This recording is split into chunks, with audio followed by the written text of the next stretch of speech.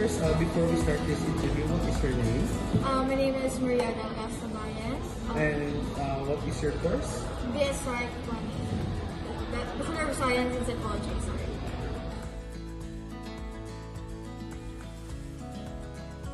Say that it is very vital.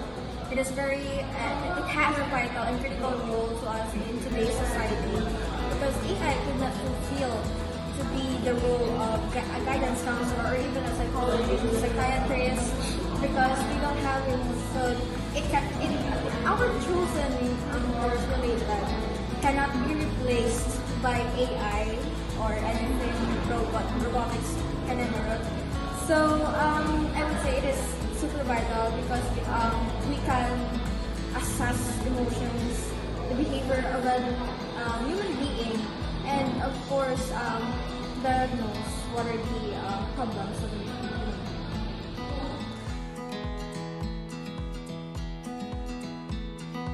What excites me the most about pursuing this course, psychology, is to learn every four corners of the mind of an individual, and of course the fascinating and the brilliant psychology terms that what excites me.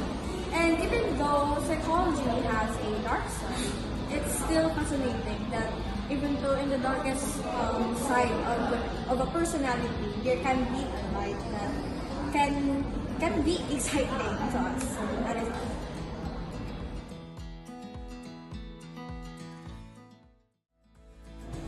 Angela Juling Banas from BS Psychology 1.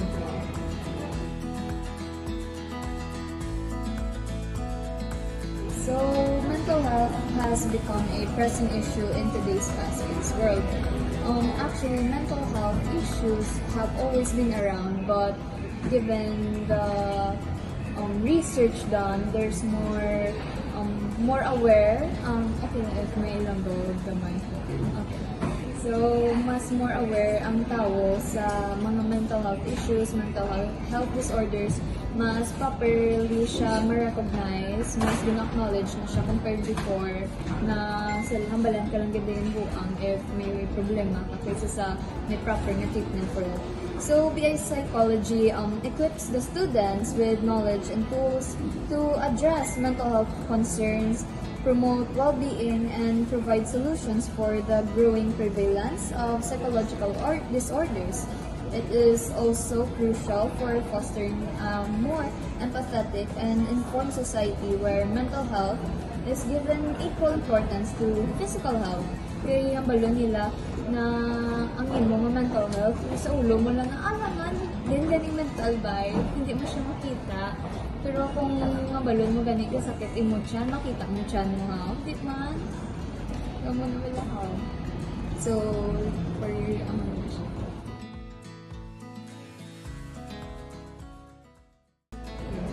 So, for me, what makes BS Psychology stand out from other courses is because it bridges science and humanity. It relies on, just like any other field of science, it relies on evidences, it relies on research, it relies on proper medical processes for that.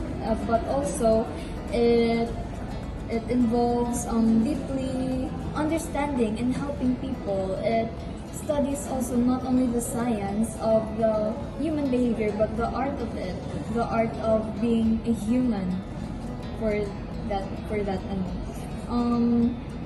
it's grounded again sa research, pero deeply rooted siya sa serve people, pag understand ilang problems, ilang if may chemical imbalances, for example, ilang naamon na sila, ilang origin ba, what makes them them. Unlike purely technical courses, it provides a more holistic perspective on individual and societal well-being. I chose BS Psychology because I have a plan of pursuing clinical psychology, or maybe even, if God allows, clinical psychiatry, because I want to make a meaningful impact impact on people's lives, to help them heal, to help them understand themselves, to help them understand their roots. I'm really interested especially in developmental psychology because kumbaga dira gid kagasugod sa imong mga childhood, sa imong growth, the developmental stages mo dira gid ang ga-build sa imong personality kung amo nakatasan mo ayhan kung ano imo upbringing, ano imo environment when you were growing up, anong society niya kadak-an mo, your culture, like that. So, ang mga nga din choose in psychology and what makes it stand out for you. So, yeah, and I want to be someone who can support on their mental journey.